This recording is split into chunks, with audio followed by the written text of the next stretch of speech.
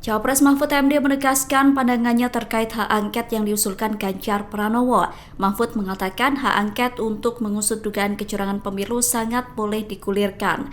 Pernyataan itu disampaikan Mahfud MD di Yogyakarta pada Minggu 25 Februari. Meski begitu, Mahfud menyatakan bahwa hak angket yang diberlakukan DPR bukan untuk hasil pemilu, melainkan terkait kebijakan yang berdasar pada kewenangan tertentu. Mahfud mengatakan dalam hak angket pemerintah akan menjadi pihak yang diperiksa oleh DPR. Dalam kesempatan itu, Mahfud MD mengingatkan bahwa hak angket adalah urusan DPR, bukan partai politik dan bukan kewenangannya. Mahfud mengatakan pemerintah boleh mengajukan angket terkait kebijakan-kebijakan yang diambil. Oleh karena itu, Mahfud menegaskan bahwa hak angket tidak untuk hasil pemilu. Menurutnya, hak angket tidak akan merubah keputusan KPU atau keputusan MK terkait hasil pemilu. Beredar sebuah video Direktur Eksekutif Indobarometer Kodari dituduh melakukan konspirasi desain kecurangan pemilu. Keterangan dalam unggahan itu menuliskan bahwa pada 5 Januari hasil pemilu sudah diketahui. Dalam potongan video itu, Kodari menyebut perolehan suara Anies Muhaimin 27% sedangkan Ganjar Mahfud 16,9%. Video itu kemudian viral dan Kodari disebut menjadi bagian dari desain kecurangan hasil Pilpres 2024. Kodari menegaskan bahwa video tersebut sebenarnya acara diskusi Pilpres 2024 untuk wilayah DKI Jakarta yang diadakan TKD Prabowo Gibran pada 5 Januari 2024 lalu. Pernyataan itu disampaikan Kodari pada Sabtu 24 Februari. Kodari menyampaikan kebetulan presentase survei tersebut mirip dengan hasil realcon KPU, sehingga ia dituduh ikut andil dalam kecurangan hasil Pilpres 2024. Kodari mengatakan fitnah itu diduga dijadikan alat untuk menguatkan tuduhan konspirasi kecurangan Pilpres 2024 yang memenangkan Prabowo Gibran. Untuk itu, Kodari memastikan video yang diunggah akun X @yurisa_samosir adalah berita bohong atau hoax. Ia mengklarifikasi ada 2 kekeliruan dalam video itu. Pertama, data tersebut bukan data nasional namun data hasil survei untuk DKI Jakarta. Kedua, dirinya tidak mungkin melakukan konspirasi, pasalnya kegiatan itu digelar terbuka. Kodari mengatakan video itu telah dipotong dan diedit dengan tujuan melakukan framing kecurangan. Ridwan Kamil dan Ahmad Saroni saling berbalas pantun dengan perantara baliho soal Pilkada DKI Jakarta. Wakil Ketua Umum Bidang Penggalangan Pemilih Partai Golkar Ridwan Kamil mengunggah video yang menunjukkan baliho dengan gambar dirinya menggendong tas dengan latar pesan singkat. Pesan singkat tersebut memiliki makna bahwa Ridwan Kamil sedang dalam perjalanan menuju ke Jakarta.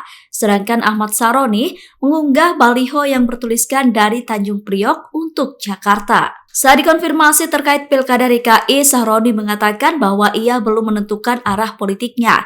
Namun jika ingin terjun dalam pesta demokrasi Jakarta, Saroni berkelakar langkahnya akan ringan.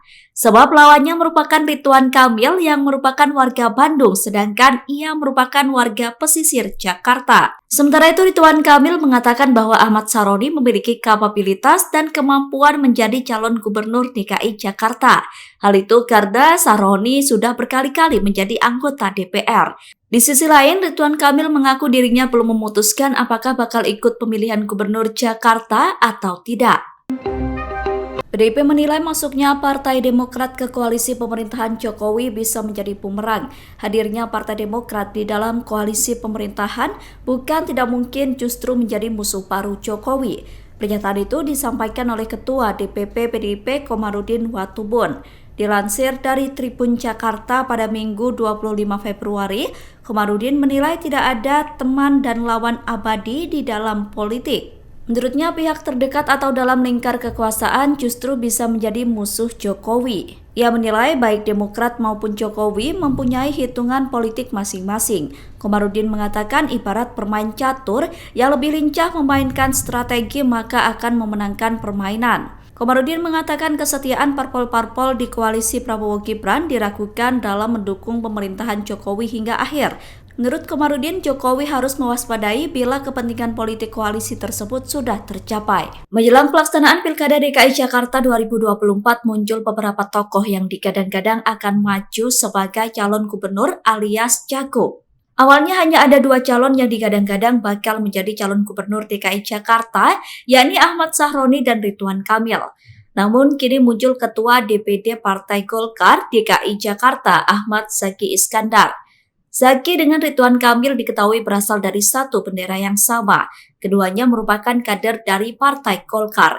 Sedangkan Ahmad Sahroni merupakan bendahara umum Partai Nasdem. Sebelumnya antara Sahroni dan Ridwan Kamil saling berbalas pantun dengan perantara baliho yang kemudian diunggah di media sosial. Baik Sahroni dan Ridwan Kamil menyebut bahwa mereka belum memutuskan terkait Pilkada DKI 2024. Di sisi lain, Zaki mengaku dirinya dipercaya Golkar untuk maju Pilkada DKI 2024. Zaki juga turut berbicara tentang map kuning yang diterimanya dari Ketua Umum Golkar Airlangga Hartarto yang disebut merupakan mandat untuk maju di Pilkada DKI Jakarta. Kubu Ganjar Pranowo dan Mahfud MD merespon dukungan yang diberikan oleh Surya Paloh soal pengajuan hak angket dugaan kecurangan pemilu. Surya Paloh sebelumnya mengatakan bahwa hak angket merupakan hak konstitusional sehingga harus dihormati. Selain Surya Paloh, koalisi Anies Muhaimin juga turut mendukung wacana hak angket tersebut. Tim pemenangan nasional Ganjar Pranowo dan Mahfud MD menyambut baik dukungan dari Surya Paloh tersebut. Pernyataan itu disampaikan oleh juru bicara TPN Ganjar Mahfud, Ciko Hakim pada Minggu 25 Februari. Ciko mengatakan pihaknya sudah lama menjalin komunikasi dengan pimpinan partai politik koalisi pendukung Amin. Namun Ciko meminta kepada semua pihak untuk menunggu momentum yang tepat dalam merealisasikan hak angket usulan Ganjar Pranowo itu. Menurut Ciko, hak angket DPR harus benar-benar dipersiapkan secara matang. Ciko berharap hak angket DPR bisa mengupas tuntas semua hal yang terkait dengan pelanggaran pemilu.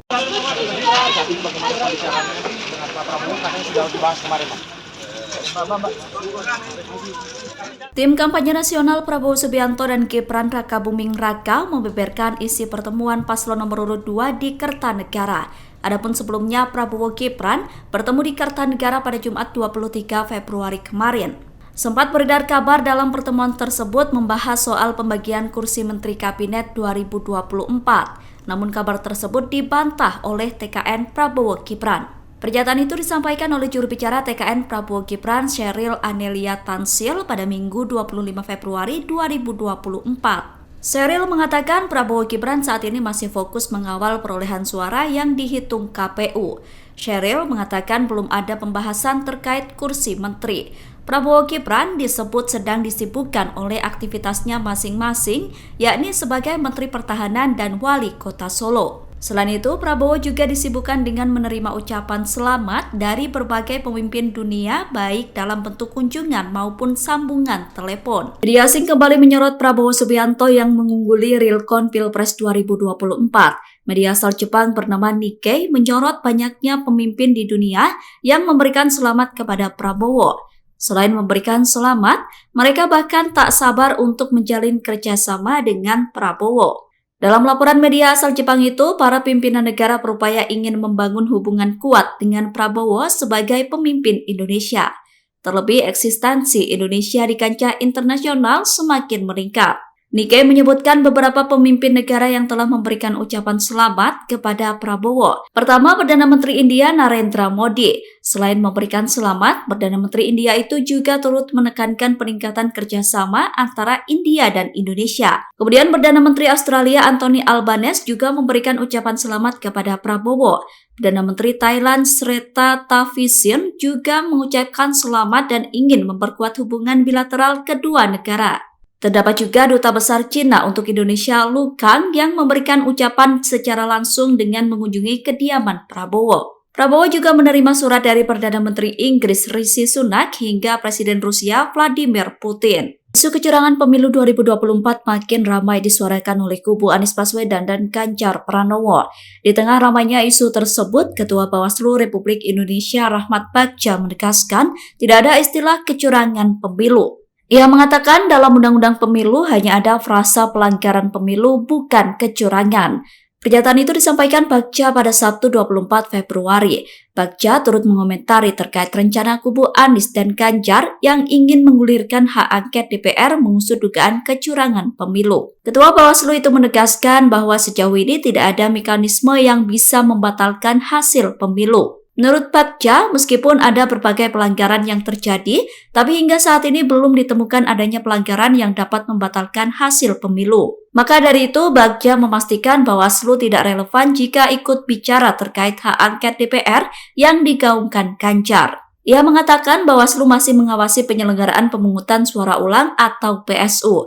Bawaslu juga masih melakukan penyelidikan terhadap temuan-temuan di lapangan terkait pelanggaran pemilu. Juga aspirasinya, ya selebihnya kita kembalikan kepada pemimpin kita, kepada Pak Prabowo, dan itu yang seharusnya menjadi etika dalam membangun koalisi.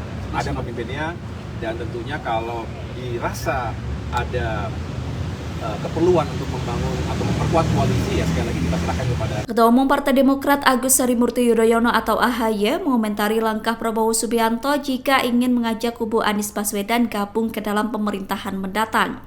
AHY mengatakan pihaknya akan menghormati keputusan Prabowo. Pernyataan itu disampaikan oleh AHY di Rumah Dinas Wakil Presiden Menteng, Jakarta, Sabtu 24 Februari. Di sisi lain, AHY yakin bahwa Prabowo bakal mengajak diskusi semua anggota koalisinya jika bakal mengambil keputusan penting.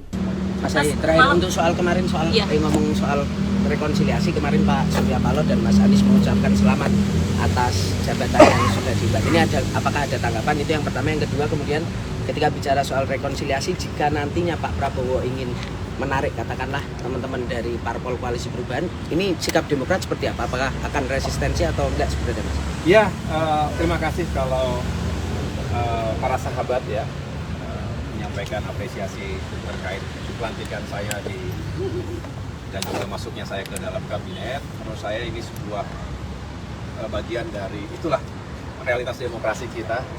Kadangkala kita bersama, kadangkala kita berbeda, tetapi tujuan kita sama. Insya Allah tujuan kita sama. Dan bagi saya, ketika ada niatan untuk terjadi penggabungan atau perkuatan koalisi, tentunya sebagai Presiden terpilih Bapak Prabowo Subianto merupakan pemimpin koalisi Indonesia Maju. Saya menghormati betul apa yang beliau harapkan atau inginkan, tetapi saya juga senang karena Pak Prabowo itu selalu mengajak kita untuk bertukar pikiran, tidak yang langsung mengambil sesuatu yang strategis atau fit accompli. Tidak demikian, beliau selalu justru menyampaikan terus bagaimana pendapatnya. Nah, yang penting kita punya ruang itu, dan saya rasa kalau kita punya ruang itu, kita semua merasa terwakili pikiran juga aspirasinya. Ya selebihnya kita kembalikan kepada pemimpin kita, kepada Pak Prabowo, dan itu yang seharusnya menjadi etika dalam membangun koalisi. Ada pemimpinnya, dan tentunya kalau dirasa ada keperluan untuk membangun atau memperkuat koalisi, ya sekali lagi kita serahkan kepada Pak Prabowo. Download Tribun X sekarang, menghadirkan lokal menjadi Indonesia.